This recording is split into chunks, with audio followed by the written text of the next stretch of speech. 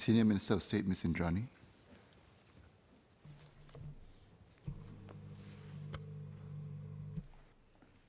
Mr. Chairman, let me address members' questions on creating opportunities for businesses, enhancing citizen experience with technology, and the government's position on corporate governance and tax-related matters.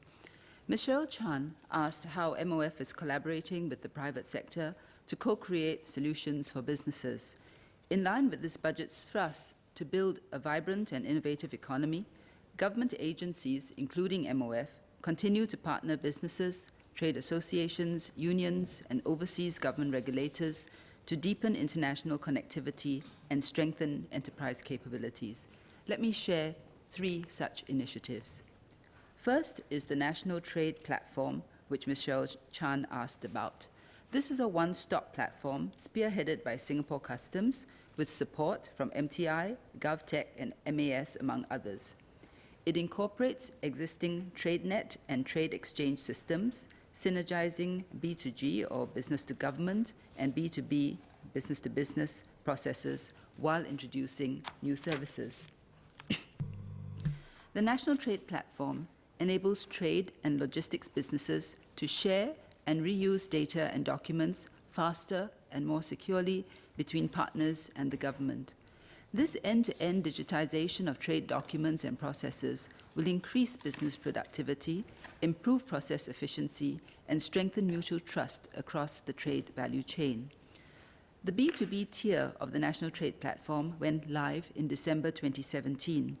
This first phase involves working with commercial providers to offer value-added services that go beyond customs and logistics. These include service solutions in supply chain financing and trade news.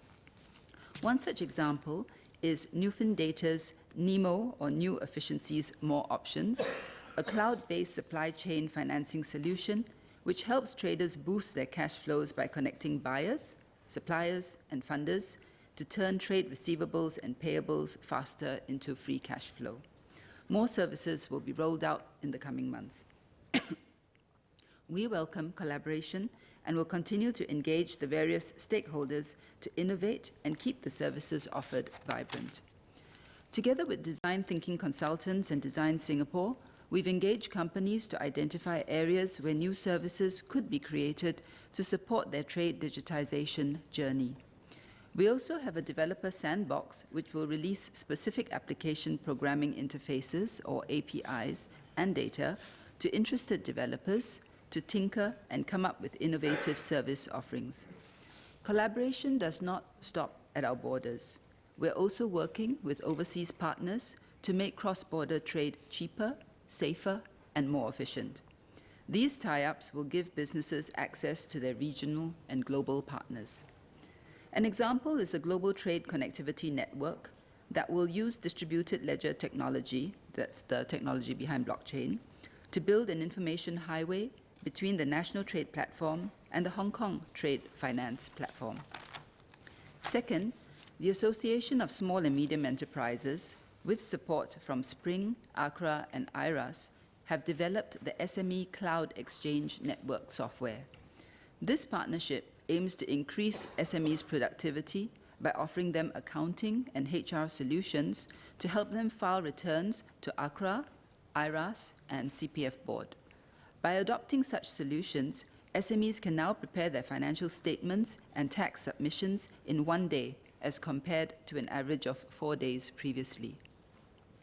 The association targets to benefit 300 SMEs by September 2018 and over 1,500 SMEs in the subsequent 12 months. The government will continue to work closely with trade associations to accelerate the pace of digital adoption and raise productivity of our SMEs. Third, IRAS API Marketplace allows anyone to develop applications that interface seamlessly with IRAS systems. This is a significant move taken by IRAS to open up its interfaces to facilitate business and productivity solutions. Just Log In and Sage Software Asia are 2 local enterprises that have incorporated IRAS Auto Inclusion Scheme API into their payroll software. This allows employers to submit their employees' income data directly to IRAS, via the vendor's payroll software. 60 employers have benefited from this seamless tax filing in 2017. For 2018, IRAS has worked with 45 other payroll software vendors to benefit many more employers. This will raise efficiency and effectiveness across the industry. Such collaboration allows innovative solutions to be developed by the private sector or the community. We encourage more of such efforts to co-create business solutions with the government.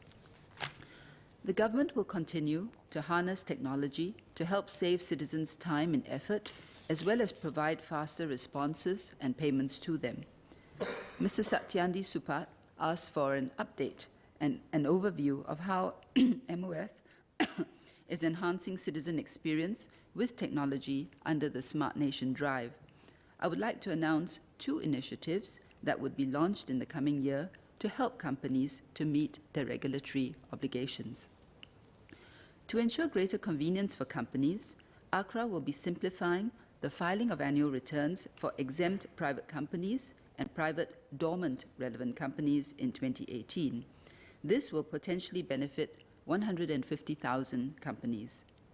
Under the simplified process, some of the information will be pre-filled, and the companies will just need to go through 6 simple steps to file the annual return, down from the current 24 steps. ACRA will also be providing the simplified filing service on its ACRA On The Go mobile app, so that filing by these companies can now be done anytime and anywhere. To make it even more convenient, when it is time to file, companies will be prompted by an SMS with a link to the mobile app. With over 30,000 companies incorporated each year, some new companies may not be familiar with their corporate tax obligations. To help them get it right from the start, IRAS is introducing a new company startup kit. This interactive kit provides tailored information, such as tax filing timeline and follow-up actions, and automatically sends email notifications with reminders on filing due dates. IRAS will pilot this with around 3,700 startups that are due to file their first tax return this year. Mr. Satyandi Supat also asked how the government is making better use of technology and improving processes to make timely payments to businesses and individuals. Let me share 3 areas where MOF has leveraged technology to improve the experience of our citizens, public officers, and vendors. First, we have moved towards SMS notifications for the GST vouchers, or GSTV. Since 2017, about 790,000 GSTV recipients with mobile numbers registered with SingPass have benefited from timely and accessible updates. We have cut down physical letters, saving $300,000 and 160 trees annually. Second, the Accountant General's Department, together with the Public Service Division, Ministry of Home Affairs, and Ministry of Education, introduced the PAC@Gov mobile app for public officers in 2017. This enables common staff transactions such as leave and claims to be carried out anytime, anywhere. Since the launch, more than 50% of our officers using PAC@Gov have downloaded the mobile app, and more than 400,000 transactions have been carried out through the app in the past year. Third, we understand the importance of cash flow to businesses. The government processes an average of 2 million payments to more than 23,000 companies annually. The late payment rate for the public sector, comprising both ministries and statutory boards, has been reduced by more than half over the past 3 years and is currently at an average of 6.5%. We target to bring down the late payment rate below 5%. In other words, to achieve at least 95% of timely payment to businesses. We are working to automate the procurement to payment process, which will enable faster payments to businesses. We encourage businesses to issue electronic invoices when providing goods and services to the government. A paperless and more efficient processing will result in faster payments to vendors. From 2018, all businesses that transact with the government only need to submit their payment details once. Businesses do not have to submit their payment details every time they transact with a different government agency. This helps to increase convenience to businesses. They can also use the Vendors at Gov mobile app to track their payment status anytime, anywhere. I move now to the issue of governance. Mr. Leon Pereira and Ms. Sylvia Lim asked about the roles played by Temasek and GIC in relation to their investee companies, and Ms. Sylvia Lim also asked about the role Temasek can play in promoting ethical behavior in the entities that Temasek invests in. Both made reference, I think, to the Santiago Principles. I should mention that GIC was one of the founding participants of the International Forum of Sovereign Wealth Funds that came up with the Santiago Principles. Before I address what GIC and Temasek do, I think it'd be helpful if I just restate once again the legal position with respect to shareholders and companies so that we all know the framework that we are talking about. Under company law, the shareholders of the companies have certain powers, which is to appoint and remove boards, to have the statutory right to the audited financial statements of the company. However, shareholders do not interfere in the business decisions or operations of its portfolio companies.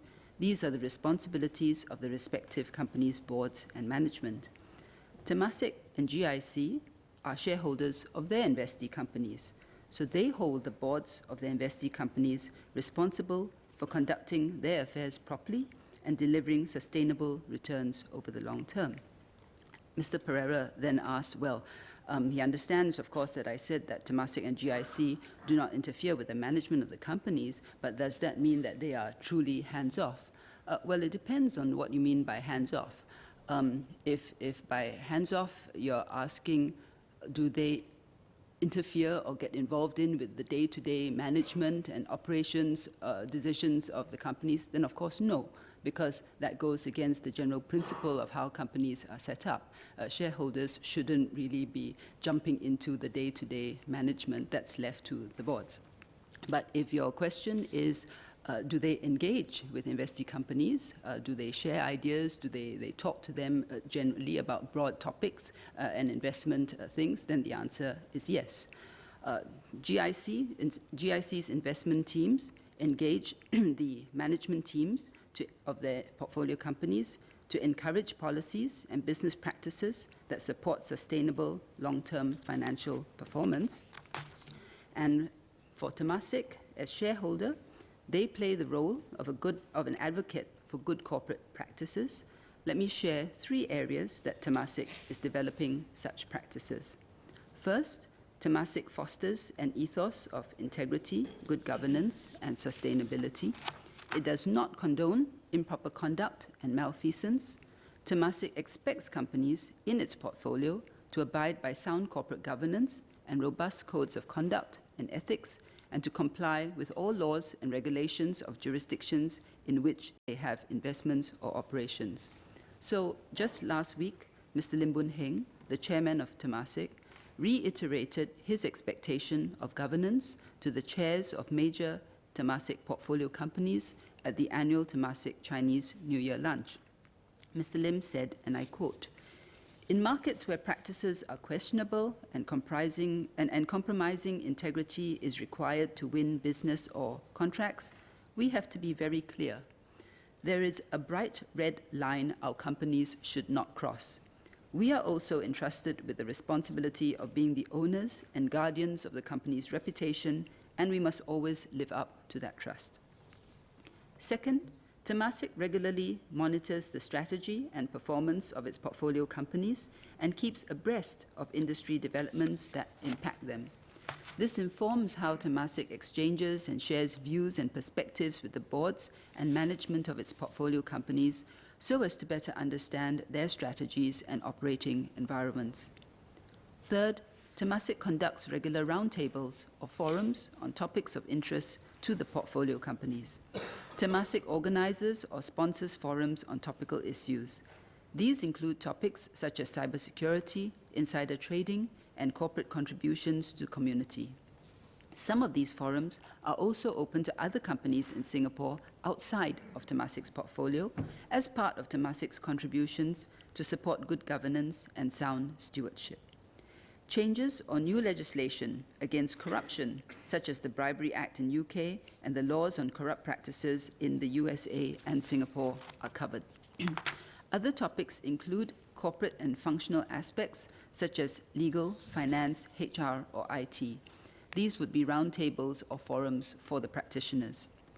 For example, Temasek is organizing a roundtable on governance and ethics with its portfolio companies in the coming months on norms and practices on ethical business operations and expectations. Through these forums, Temasek actively encourages certain key practices such as long-term incentives contingent on performance or the institutionalization of formal code of conduct or code of ethics. I move on now to the topic of tax deductions. Several members asked about tax deduction matters. Let me thank Mr. Ang Hin Kee, Executive Advisor to the National Private Hire Vehicles Association, and Mr. Mohammed Faisal Abdul Manap for their feedback on tax deductions for private hire car drivers. Two other MPs have spoken on this issue in recent months. Mr. Ang has also made representations to IRAS on behalf of the association. Currently, private hire ride-hailing car drivers are not allowed to claim tax deduction on any car-related expenses. This is in line with our long-standing national car light policy, as tax deduction of expenses incurred for a private car are not allowed.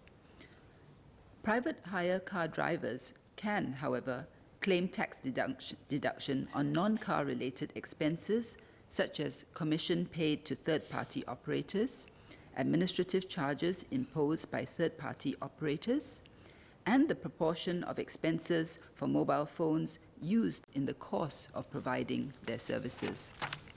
That said, we note the feedback.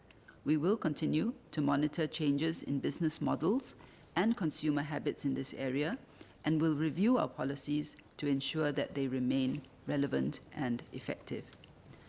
Mr. Azmun Ahmad spoke about tax deductions for donations. Extending the 250% tax deduction for donations is one of our efforts to encourage the spirit of giving in our people. Total donations by individuals and companies have increased by 52% from 1.8 billion in 2009 to 2.7 billion in 2015. Internationally, our 250% tax deduction for qualifying donations is one of the most generous tax deduction schemes today. Tax deduction for both corporate and individual donations in Hong Kong, USA, and Australia are at 100%. At 250% tax deduction rate, the government co-funds 42.5 cents for every dollar donated by companies. In addition, the government co-funds up to 55 cents for every $1 donated by individuals. A flat tax deduction rate, rather than a tiered tax deduction system suggested by Mr. Azmun Ahmad, ensures that donors who have the ability to donate more are not accorded exceptional tax treatment. Many donors contribute out of passion and heart for the community and not just for tax incentives. Mr. Chairman, allow me to conclude. The government continues to ensure fiscal prudence, create opportunities for our businesses, and enhance citizen experience with technology. We have made good progress in these areas, and we will continue to improve. We are committed to work in partnership with our businesses, the community, and citizens in this journey. Thank you.